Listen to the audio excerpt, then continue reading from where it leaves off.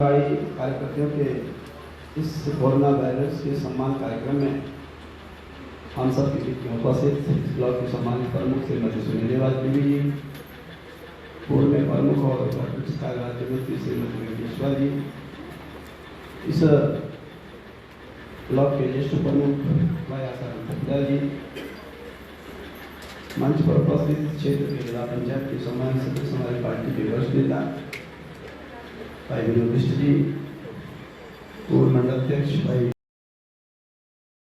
भट्ट जी, आंगनबाड़ी में सुपरवाइजर के पद पर बहन रजनी भट्ट जी, दीपिका तिवारी जी, जाखनदार ब्लॉक के जो चिकित्सा अधीक्षक हैं डॉक्टर आशु जी, राजेश सिंह जी, खंड विकास कार्य निगी जी, हमारी इस पार्टी के महामंत्री इस कार्यक्रम का संचालन कर रहे हैं भाई विनोद चमोली जी, बहुत हमारे पीछे बहुत सारे कार्यकर्ता हैं, सत्य सिंह जी आए, विक्रम लाल हैं, त्रिलोक बिष्ट जी आए, जय सिंह जी आए, महाजन जी आए, नरेंद्र बिष्ट जी आए, हमारे बहुत सारे कार्यकर्ता भी इस कार्यक्रम के निमित्त यहाँ पे उपस्थित हुए हैं। और इस आज सम्मान कार्यक्रम में इस ब्लॉक के प्रधान समिति के अध्यक्ष हैं और बहुत सारे ग्राम पंचायत के प्रधान हैं और मुनारी जी, आज इस कार्यक्रम में आंगनबाड़ी आशा कार्यकर्ताओं के सुपरवाइजर और सभी आंगनबाड़ी मेरी आशा बहनें, आशा कार्यकर्ती, सहायक मिली और आंगनबाड़ी आशा फैसिलेटर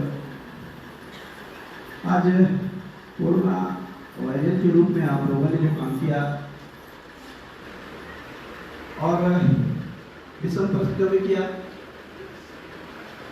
क्योंकि जिस रूप में कोरोना महामारी आई और उस कालखंड में मैं देख रहा था प्रत्यक्ष रूप से कि जहाँ बड़े बड़े लोग घर से बाहर नहीं निकल पा रहे थे, बड़े बड़े हॉस्पिटल में डॉक्टर साहिबान ऑनलाइन दवाई लिख रहे थे, बड़े बड़े हॉस्पिटलों के डायरेक्टर कमरों के बंद कमरों से बात कर रहे थे और जो जितना बड़ा आदमी था वो उतना प्रिकॉशन में था, वो उतना अपने जो है बचाव की मुद्रा में था। और एक तरफ देश के वो लोग, वो नागरिक जिन पे स्वास्थ्य विभाग की जिम्मेदारी है,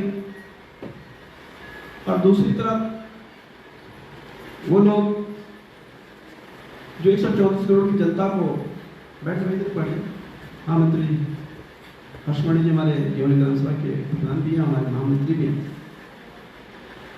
दूसरी तरफ 134 करोड़ की जनता जिसके लिए सरकार बहुत चिंतित थी कि हम अपनी जनता को किस प्रकार से सुरक्षित रखने का काम करें।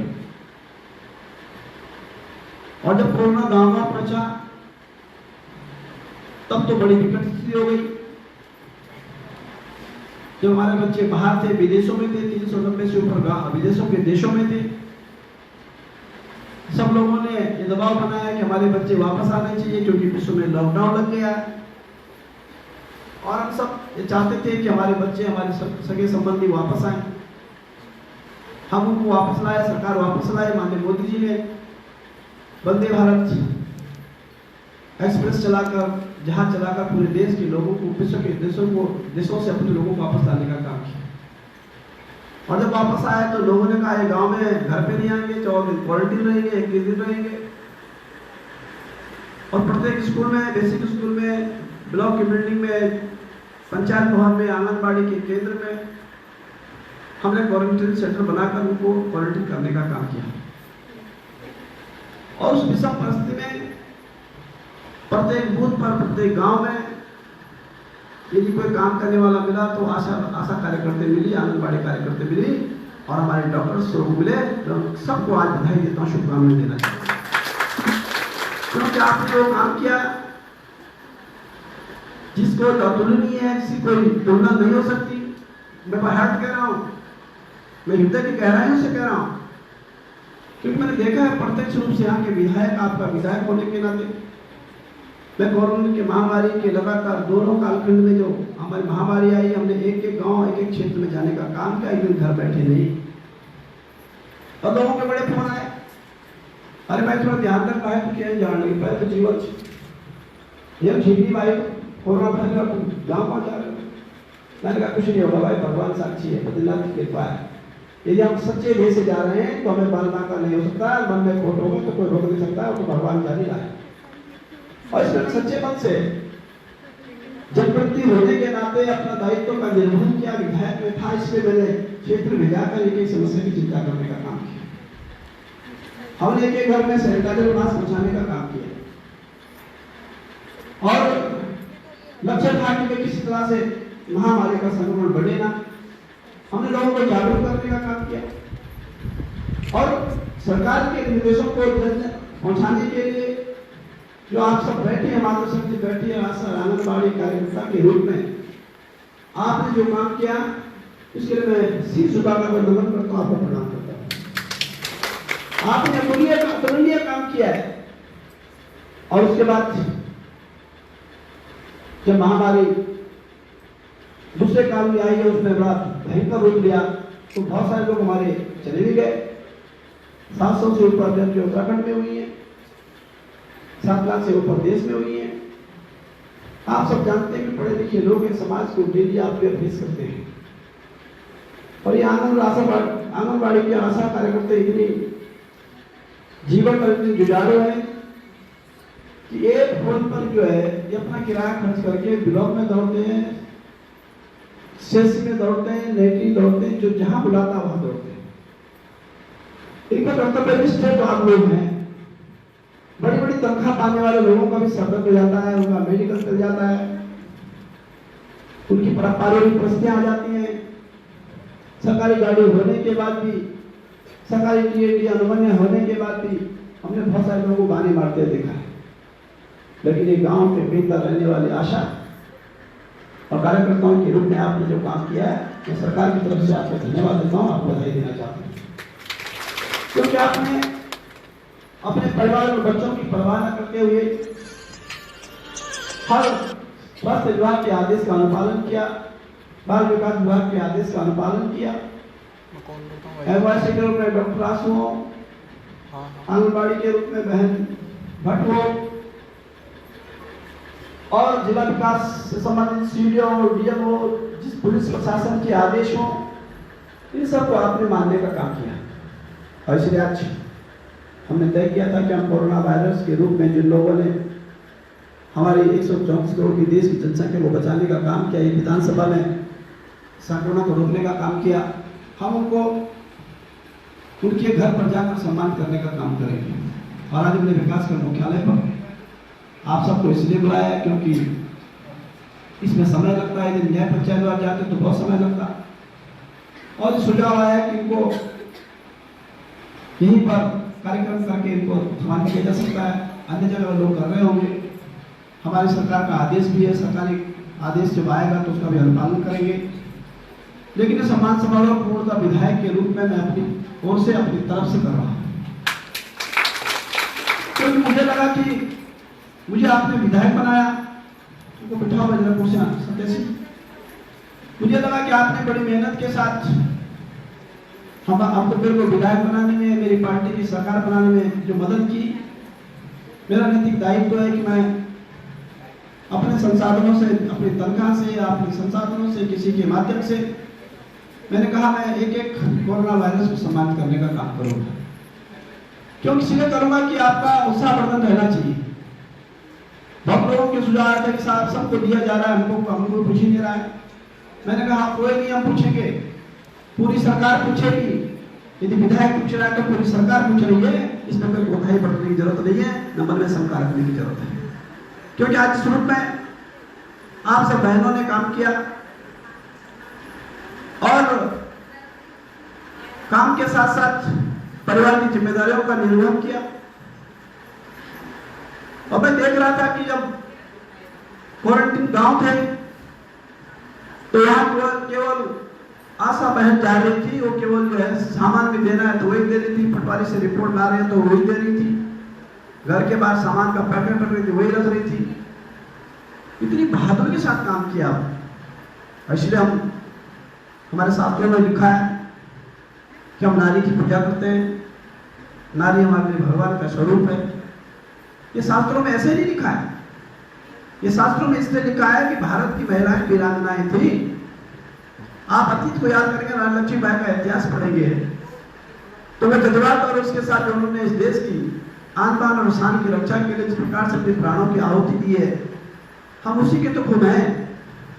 और आज इस कोरोना में हमको अपने मातृशक्ति पर वो जज्बात और भावनाएं हमने देखकर हम भी गदगद हुए हैं। हमने भी सबको नमन करने का काम किया है, क्योंकि आज आशा और आंगनबाड़ियों को सम्मान करने का कार्यक्रम है। 2-3 दिन बाद ग्राम प्रधानों को भी करेंगे, क्योंकि ग्राम प्रधानों ने भी अच्छी भूमिका निभाई है। जनप्रतिनिधि कोई हो, सभी ने अपनी भूमिका निभाने का काम किया है। क्षेत्र पंचायत का सदस्य है तो वो क्षेत्र में गया है, उसके 2-3 गाँव के वार्ड है तो क्या हालत है, कोई गड़बड़ क्या दिक्कत है।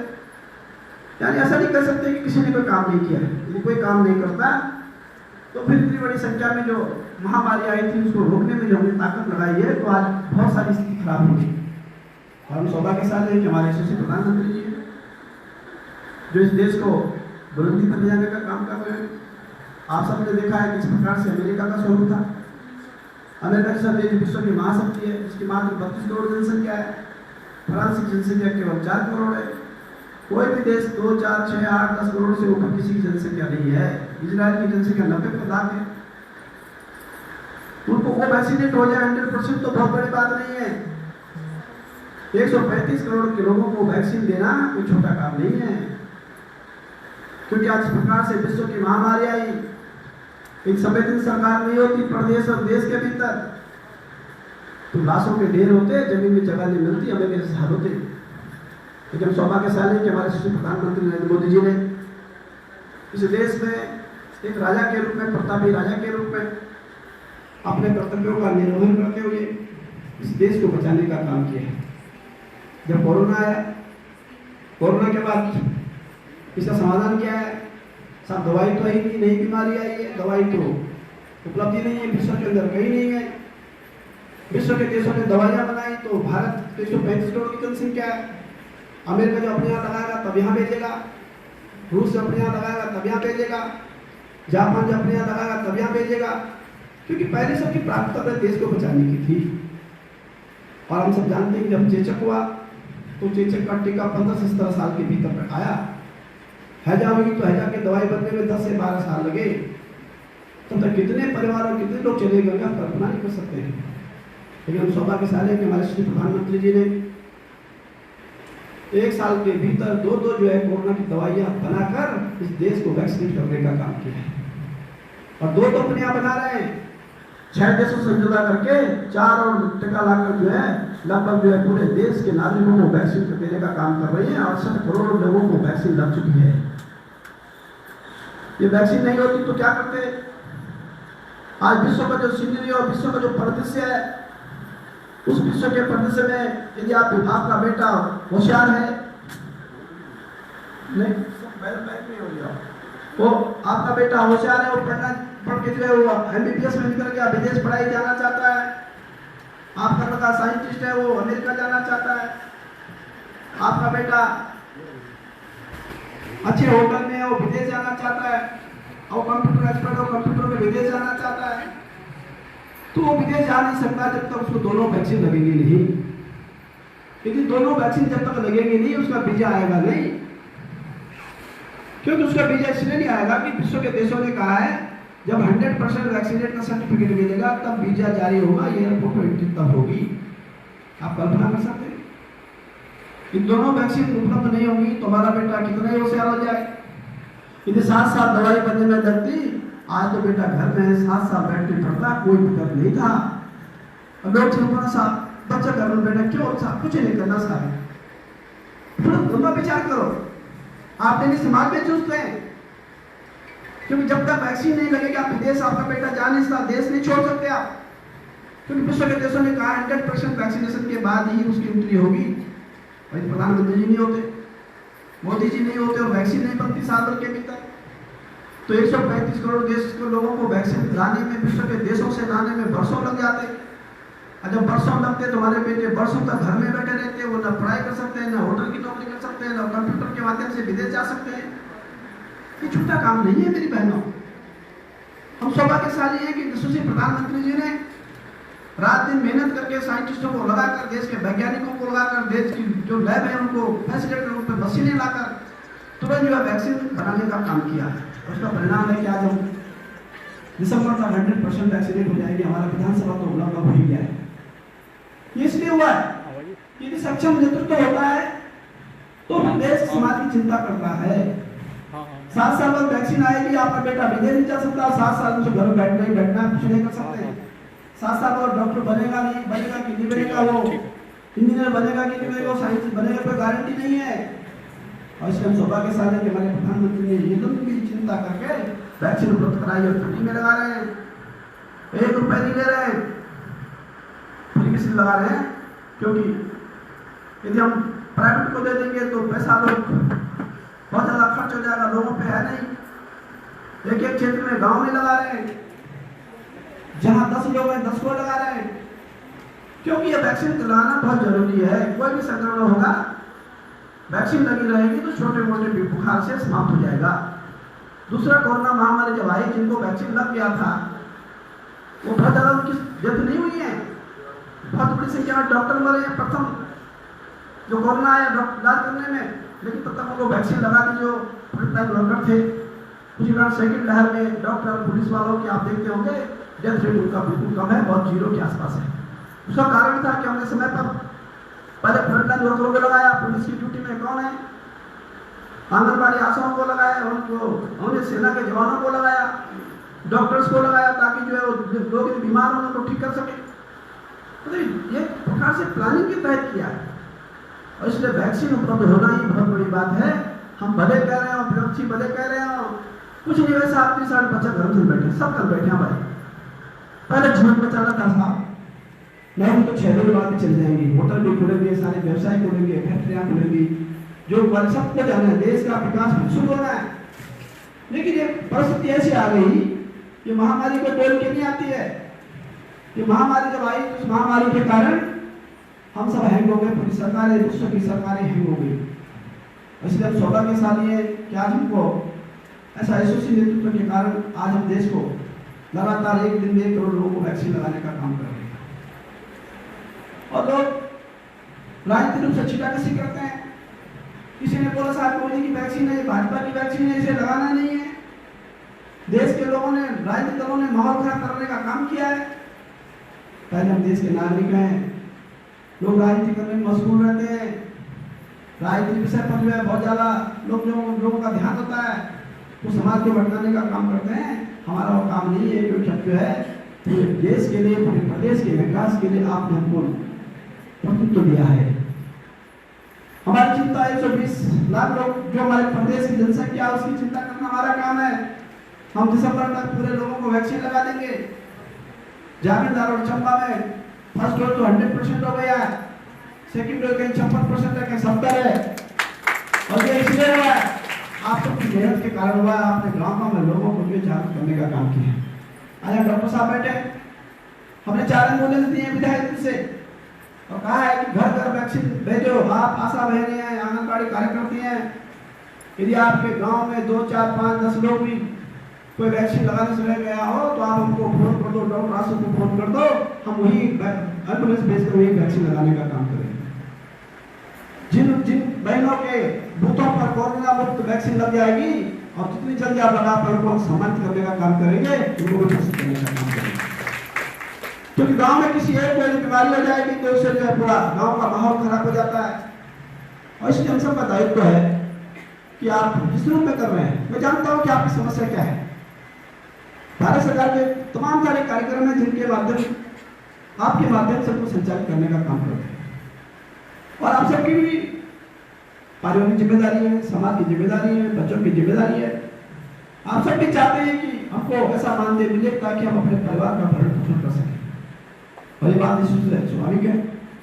हम 2017 में जब सरकार में आए तो हमने सर्वप्रथम जो आश्रम का पैसा बहुत समय से मिल रहा था उसके साथ देने का काम किया। एक तो धनराशि हमने जो है टिहरी जिले में कितना करोड़ था डॉक्टर साहब, टिहरी जिले में भी पिछले 5 साल से जो लोगों को मिला था, आशा बहनों को हमने 6 महीने बाद देने का काम किया। अभी जो गौरा देवी कन्याधन था उसमें 2015-16, 14, 15, 16, 16, 17 का जो है 33,216 जो ऐसी हमारी लड़कियां हैं जिन्होंने वो फॉर्म भरा, उनको पैसा नहीं मिला। 16 तक हमारी सरकार नहीं थी, हमारी सरकार 17 में आई है। सरकार का काम होता है कि अपने वित्तीय वर्ष के समाप्त होने पर वो सारे धनराशि को खर्च करे, लोगों को जो देने का काम करे। वो करते नहीं है, इस मंच से घोषणा करते हैं और फिर जनता गुमराह हो जाती है, फिर भूल जाते हैं, अपने मस्ती में लग जाते हैं। यदि 15, 16, 17 में जब हमारी सरकार नहीं थी तो ये 33,216 जो हमारी लड़कियां थी जिनके फॉर्म जमा थे, इनका पैसा क्यों नहीं दिया? दिया ही नहीं, फॉर्म जमा है, दिया ही नहीं, बजट ही नहीं दिया। आज हमने 49,48,00,000 रुपए की धनराशि 33,216 महिलाओं बालिकाओं के लिए दी है। मैं आप सबके माध्यम से माननीय मुख्यमंत्री आभार व्यक्त करता हूं।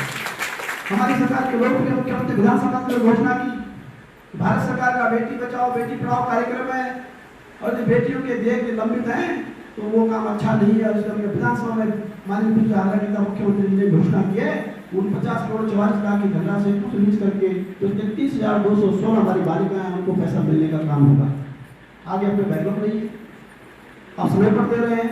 जिनके फॉर्म जमा नहीं होंगे, मेरा आग्रह है आंगनबाड़ी आशा कार्यकर्ताओं से, क्योंकि आप भी उस फॉर्म को भरने का काम करते हैं, आंगनबाड़ी का भी काम नहीं है।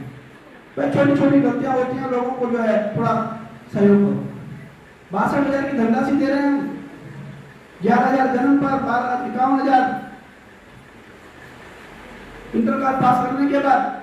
और कभी कभी क्या होता है, गांव की भोली भाली महिला जाती है, आप उसको रोजगार देते हैं, ये पर एक कमियां साहब, ये पर एक कमियां, लोग कागज बनेंगे, कहाँ बोलने कागज। फिर आपसे आग्रह है, आपकी छोटी सी गलती के कारण, सुपरवाइजर की छोटी सी गलती के कारण वो 62,000 लेने से रह गया। क्योंकि कोई कार्यक्रम जब होता है उसकी डेट निश्चित होती है, इस डेट तक जमा करना है। गांव में आप नहीं, काम आप कर ही रहे हैं, इतने पैसा कम मिल रहा होगा, मैं बात को स्वीकार करता हूँ, इससे भी आ रहा हूँ। लेकिन चूंकि वो 62,000 रुपये आप ही की बहन है, आप ही की बेटी है, आपके फॉर्म न भरने के कारण, जमा समय पर न करने के कारण वो 62,000 लेने से चूक गई। ये बहुत बड़ी गलती हो गई है। इसलिए मेरा सभी से आग्रह है, इस फॉर्म भरने में कोताही न बरतें। सुपरवाइजर यहाँ बैठे हैं, मेरा आपसे भी कहना है कि इस काम में थोड़ा गति लाने की जरूरत है, क्योंकि सरकार के जो भी कार्यक्रम होते हैं उनका अनुपालन जो है यहाँ बैठे अफसर साहिबान का है। इनकी नैतिक जिम्मेदारी है कि वो सरकार की योजनाओं को जन जन तक पहुँचाने का काम करें। वो गढ़ा प्रधान से पूछे, वो प्रमुख से पूछे, बीडीसी से पूछे, जिला पंचायत से पूछे, आंगनबाड़ियों से पूछे। बहुत सारी आंगनबाड़ी बहनें मेरे जो है गाँव में केंद्र में तो है, पूरा मत मानना भाई, मेरी चिंता है कि मैं आपका विधायक हूँ, लेकिन आंगनबाड़ी केंद्र में रहती नहीं, थोड़ा ध्यान देना पड़ेगा। इसको बुरा मानने की जरूरत है, मैंने पहले कह दिया, हम सबको अपने अंदर झांक कर देखना होगा। आखिर सरकार ने आपको रखा है, आप गांव में है ही, तो थोड़ा गांव में रहो, गांव में रहने का काम करो, क्योंकि भाई बहुत पवित्र काम के लिए आपको रखा गया है। भारत सरकार की ऐसी योजनाएं हैं जो गरीबों को समर्पित हैं, लेकिन वो गरीबों को समर्पित तब होंगी जब आप समय पर उसका फॉर्म भरेंगे, समय पर उसका अनुपालन कराएंगे। और समय पर अनुपालन होता नहीं है, डेट चली जाती है, वो लोग रह जाते हैं, फिर वो चिट्ठी हम पे आती है और डेट चली जाती है तो फिर बहुत दिक्कत हो जाती है। इसलिए मेरा आग्रह है कि भाई ये फॉर्म भरने का काम करें। अभी हमारी सरकार ने कोरोना काल में जो महिलाएं, जो बच्चे जो चले गए, जिनके परिवार के भरण पोषण के माता पिता उनके आश्रित, हमारी सरकार ने माननीय मुख्यमंत्री जी ने मुख्यमंत्री आवास योजना चलाई है। कितनी महत्वाकांक्षी योजना है कि 22 साल तक उनके बच्चों का भरण पोषण करेंगे, फ्री में शिक्षा देंगे, फ्री में स्वास्थ्य देंगे, नौकरी में रिजर्वेशन देंगे, और एक बच्चा होगा तो 3,000 प्रतिमाह देंगे, 2 होगा तो 6 देंगे, 3 होंगे तो 9 देंगे, 4 होंगे तो 12,000 प्रतिमाह देंगे। 3,300 ऐसे परिवार हैं जिनके माँ बाप चले गए हैं, 2,000 कुछ लोगों को हम जब तक दे चुके हैं। उनके फॉर्म में समय पे आ जाए, तहसीलों के माध्यम से आ जाए, थोड़ा बहुत आपका भी सहयोग मांगना चाहता है, आपके माध्यम से आ जाए, तो लोगों को लगेगा कि सरकार की योजना का लाभ जन जन तक पहुँचा है। उस परिवार से पूछो जिसकी माँ चले गई, जब बाप चले गया, उसके बच्चे छोटे छोटे फंसे गाँव में दिवाला गया था, 3 बेटियां हैं उनकी, एक 9 साल की, 11 साल की, 13 साल की है, बहुत गरीब फैमिली है। उनके घर पे गया था, उनके कागज भर के दिए, 9,000 प्रतिमाह घर बैठे मिलेगा, 22 साल तक मिलेगा। कितनी महत्वाकांक्षी सरकार की, इसलिए है क्योंकि आपने समय पर सही निर्णय लिया, सही सरकार बनाने का काम किया। और इस कोरोना महामारी भारत सरकार की बहुत महत्वाकांक्षी योजना है अटल आयुष्मान योजना। ये अटल आयुष्मान योजना कल मैं स्वास्थ्य विभाग के गोष्ठी थी कल, मुख्यमंत्री जी उस बैठक में थे, माननीय स्वास्थ्य मंत्री जी ने बहुत अच्छी स्कीम चलाई है, लॉन्च की है। खुशियों की सवारी को हमने लॉन्च कर दिया है। खुशियों की सवारी बहुत दिनों से बंद थी, हमारी सरकार ने खुशियों की सवारी को लॉन्च कर दिया है। 102 नंबर पर फोन करना है, आपको गाड़ी मिलेगी। हमने जो सहूलियत कर दी है, गाड़ी नहीं होगी तो आपको गाड़ी बुक करके लाना पड़ेगा, किराया सरकार देगी, किराया संबंधित विभाग देगा। खुशियों की सवारी में पहले लाने की व्यवस्था थी, ले जाने की व्यवस्था नहीं थी। हमारी सरकार ने लाने का ले जाने का भी किराया देने का तय किया है। हम लाने का पैसा भी देंगे, घर तक छोड़ने का पैसा भी देंगे। कोई कहीं पर दिक्कत आएगी हम तो बता सकते हैं। हमने अभी स्वास्थ्य विभाग के माध्यम से हमारी सरकार ने बहुत सारे कार्यक्रम चलाए, जिसमें हमने निःशुल्क दवाई देने का काम किया है। हम जो है प्रत्येक हॉस्पिटल में निःशुल्क दवाई देने का काम कर रहे हैं। हमने जांचें निःशुल्क कर दी है। जो पैथोलॉजी के टेस्ट बहुत महंगे होते थे, उनको हम सब सरकार पैसा देगी, आपको फ्री में टेस्ट करेंगे। अटल आयुष्मान योजना के माध्यम से हमारी सरकार की बहुत महत्वाकांक्षी योजना है। पूरे भारत का हम पहला राज्य है जहां हम अपने प्रदेश के सभी नागरिकों को स्वास्थ्य बीमा देने का काम कर रहे हैं। ये हमने योजना 23 सितंबर 2018 से योजना लागू हुई थी भारत सरकार की। और जब भारत सरकार ने आयुष्मान भारत शुरू किया तो हमारे पूरे प्रदेश के 5,24,000 परिवार इसमें आ पाए 2011 के बेस सर्वे के आधार पर। हमारे जो प्रदेश के और लोग थे वो छूट गए। हमारे मुख्यमंत्री जी ने अटल आयुष्मान योजना के माध्यम से नई योजना लागू करी और 10,46,000 परिवारों को जोड़ने का काम किया है। 2,54,000 हमारे कर्मचारी हैं, पेंशनर हैं, जिनको उस योजना से जोड़ा है। एक प्रकार से 17 लाख परिवारों को उत्तराखंड में आयुष्मान योजना के माध्यम से हम जो है लोगों को जो है स्वास्थ्य लाभ देने का काम कर रहे हैं। उत्तराखंड में 1600 से अधिक बीमारियां हैं जो उस अटल आयुष्मान योजना में हमने हॉस्पिटलों को पैनल किया है। 213 हॉस्पिटल पैनल किए हैं, जिसमें 102 हॉस्पिटल गवर्नमेंट के हैं, 111 प्राइवेट हैं और 44,18,000 कार्ड हमारे गोल्डन कार्ड तक बन चुके हैं। और हमारे प्रदेश का जो फिगर है, हम प्रतिदिन 400 मरीज हमारे प्रतिदिन जो है वो में भर्ती होते हैं। जो प्रदेश का पूरा डाटा है उसके आधार पर मैं कह रहा हूँ। और अभी 1 साल के भीतर हमने अटल आयुष्मान योजना पर स्वास्थ्य लाभ पर जो है 400 करोड़ रुपए खर्च किया है। आप कल्पना करो, वो 400 करोड़ नागरिकों के जेब से जाना था जो सरकार ने दिया। कितने लोग उसमें ठीक हुए होंगे? हार्ट का पेशेंट, डायलिसिस, गंभीर बीमारी, कैंसर, किडनी का पेशेंट, इतने गंभीर बीमारियों से ग्रसित लोगों को हमने जो है 400 करोड़ रुपए साल में खर्च करके हमने उन लोगों को स्वास्थ्य लाभ देने का काम किया है। बहुत महत्वाकांक्षी योजना है ये, इसलिए लोगों को बताने का काम करना है, क्योंकि हम हमारा कर्तव्य भी है।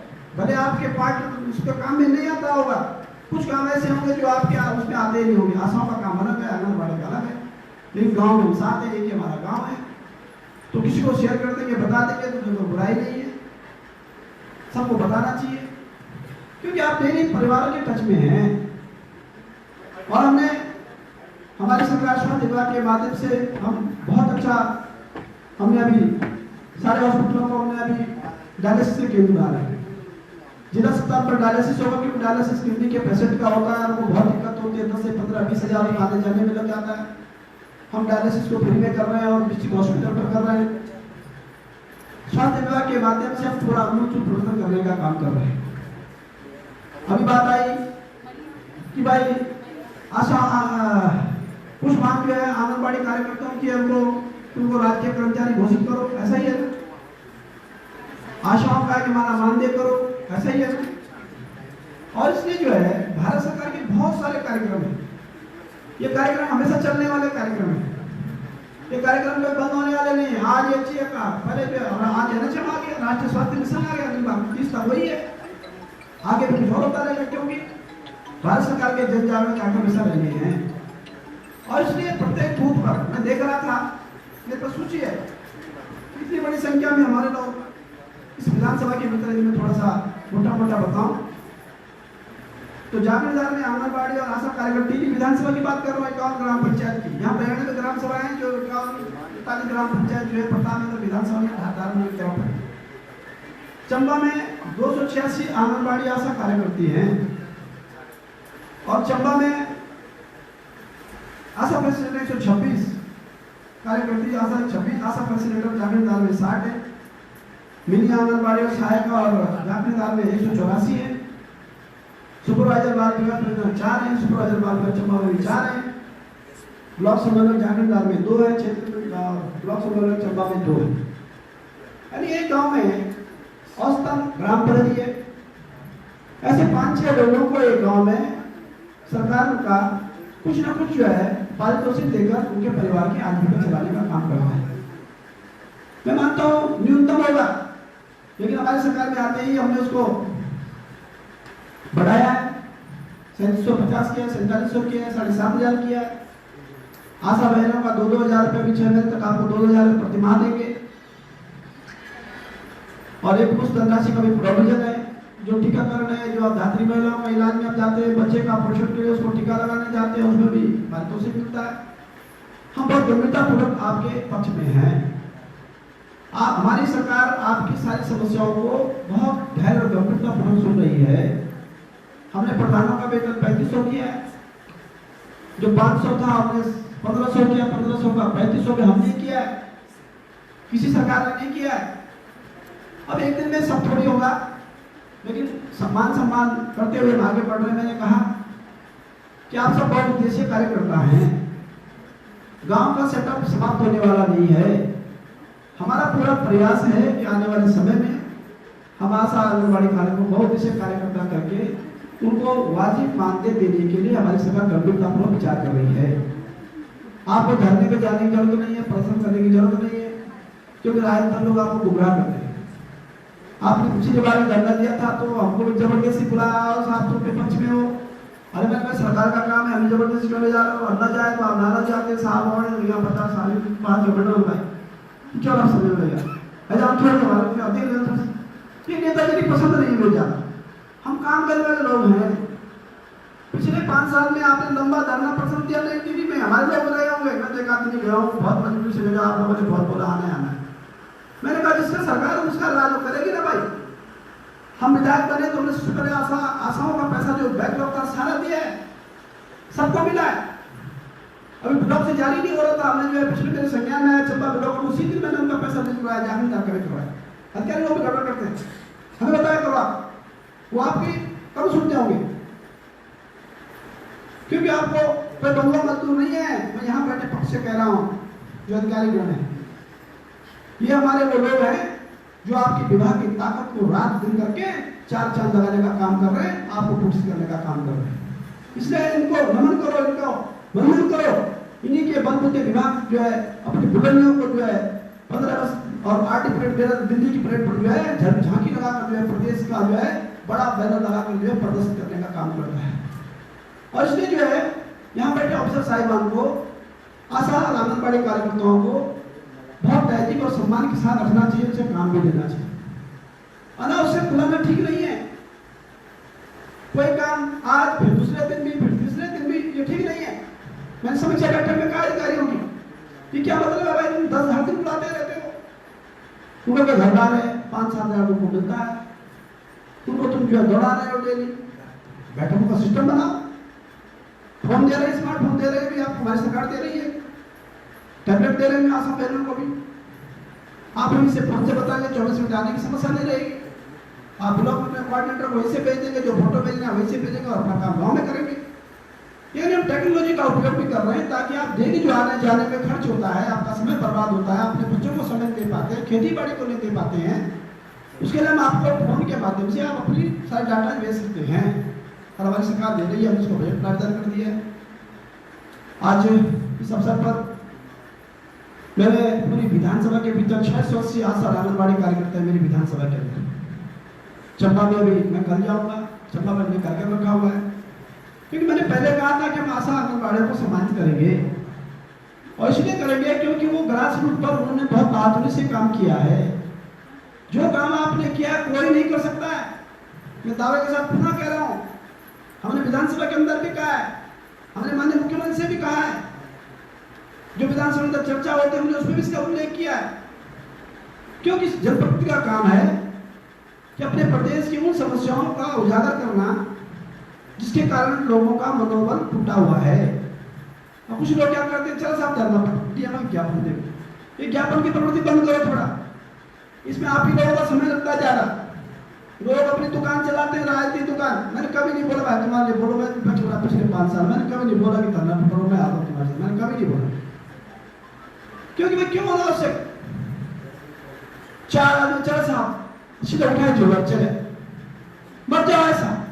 मैं भी कहता हूं तुम बताओ, करना सरकार में है, क्यों पुलिस की लाठी खा रहे जबरदस्ती। लोग जो राजनीतिक रूप से करते हैं, हमारी सरकार बहुत संवेदनशील सरकार है, हम धरना प्रदर्शन से नहीं कर रहे हैं, हमारे मन में भाव है कि इनकी मदद करनी है, क्योंकि अच्छा काम कर रहे हैं, वो कर ही रहे हैं और आगे भी करने वाले हैं। अभी जो आंगनबाड़ी से सुपरवाइजर बनते हैं उनके लिए हमने विभागीय कोटा तय किया, उम्र बढ़ाई है, ताकि जो लोग सुपरवाइजर बनना चाहते हैं उम्र है तो उनके लिए उसमें प्रोविजन किया है। अब सेवा नियम भी थोड़ा चेंज होगी तो उसके कारण होगा। एक प्रकार से भारत सरकार के कार्यक्रमों को जन जन तक पहुंचाने का आपका जो बहुत ही सुंदर कार्यक्रम है, उस कार्यक्रम को आप जन तक पहुंचा रहे हैं, इसलिए मैं आपको शुभकामनाएं बधाई दे रहा हूँ।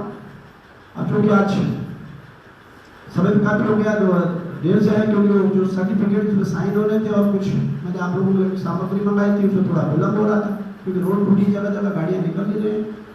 एक छोटी सा वेट मैं अपनी तरफ से एक विधायक के नाते अपने संसाधनों से हमारे कुछ कार्यकर्ताओं की संस्था हिमालय पर्यावरण ग्रामीण विकास संस्थान, उसके कुछ सौजन्य से हम आप लोगों को कोरोना वायरस के रूप में एक छोटा सा गिफ्ट बताऊंगा, नहीं जब आ जाएगा तभी दिखाएंगे, क्योंकि मुझे लगता है कि आपको अच्छा लगेगा, क्योंकि हमने जिस जज्बात के साथ, जिस भावना के साथ, जिस डेडिकेशन के साथ, जिस समर्पण के साथ आप लोगों का मूल्यांकन किया है, उस मूल्यांकन में आपको ऐसा नहीं लगेगा कि विधायक ने बुलाया क्यों है, दिया क्या, करा क्या, ऐसा आपको लगेगा नहीं। मैं तो आश्वस्त हूँ, क्योंकि मैं पहले ही इस पक्ष का आदमी हूँ कि जो लोग हमारे गांव का पलायन हो गया है, गांव में लोग रुक नहीं रहे हैं, जो रुक रहे हैं तो उनका कुछ प्रोत्साहन होना चाहिए।